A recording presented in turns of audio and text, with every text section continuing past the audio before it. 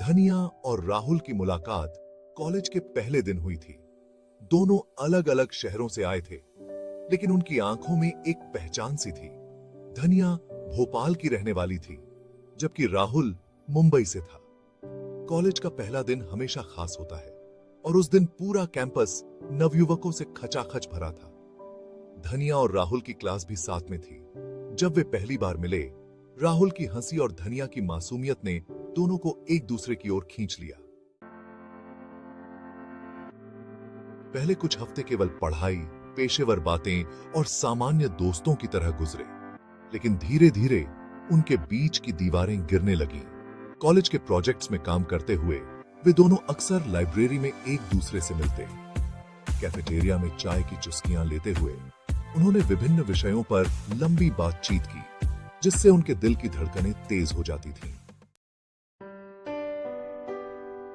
राहुल की मुस्कान में धनिया के दिल की धड़कनें बढ़ जाती थीं और धनिया की हंसी राहुल के दिल के करीब जाती जा रही थी।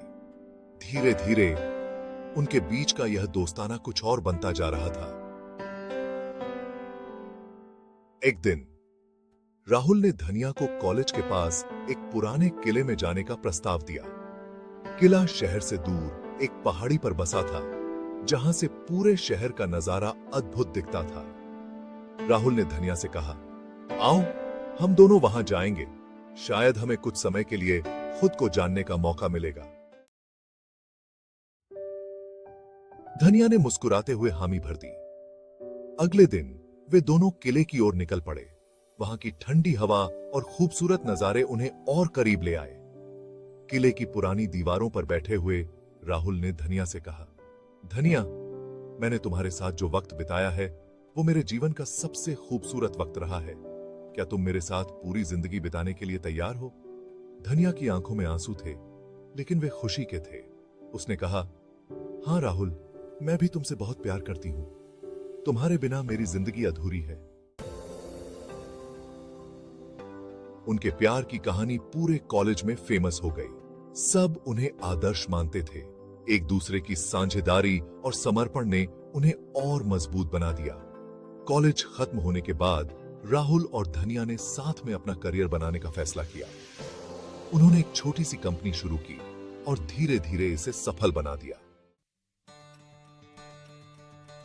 राहुल के पिता मुंबई में एक बड़े बिजनेसमैन थे, जबकि धनिया का परिवार एक छोटे से कस्बे में रहता था।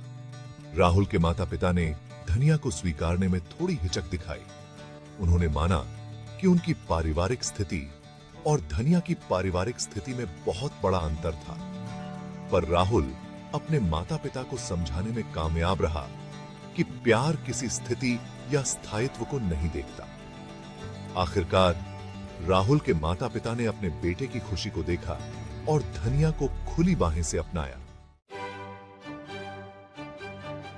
शादी का दिन तो सजी धजी महाकाव्य की तरह था। सुंदर सजी हुई मंडप, दोस्तों और परिवार का समागम और हंसी मजाक से भरी हुई रात। सबकी आंखों में खुशी थी, लेकिन सबसे ज्यादा खुशी राहुल और धनिया की आंखों में थी।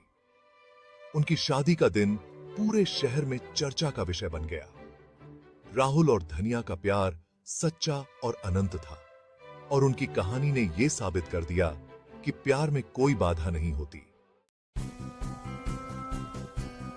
शादी के बाद दोनों ने अपने अपने करियर को नए आयाम दिए। राहुल ने एक बड़ी मल्टीनेशनल कंपनी में शीर्ष पद हासिल किया, जबकि धनिया ने अपनी खुद की डिजाइनिंग कंपनी खोली। वे दोनों अपने जीवन में जितने भी उतार चढ़ाव आए, उन सभी से मिलकर सामना किया और हर दिन उनका प्यार और गहरा होता गया। बिजनेस और पारिवारिक जिम्मेदारियों के बीच भी उन्होंने कभी अपने प्यार को कम नहीं होने दिया।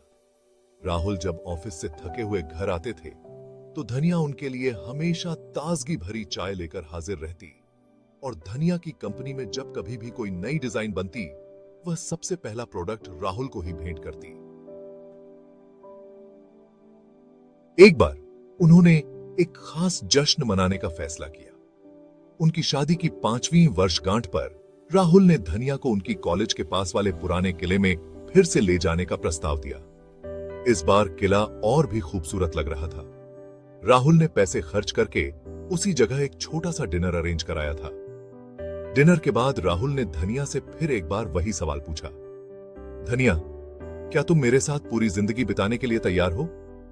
और धनिया ने फिर वही जवाब दिया, हां राहुल, मैं भी तुमसे बहुत प्यार करती हूं। अब रिहाई। उनकी कहानी सिर्फ एक रोमांटिक कहानी नहीं थी, बल्कि एक प्रेरणादायक यात्रा थी जिसमें सच्चे प्यार और समर्पण की शक्ति को दिखाया गया।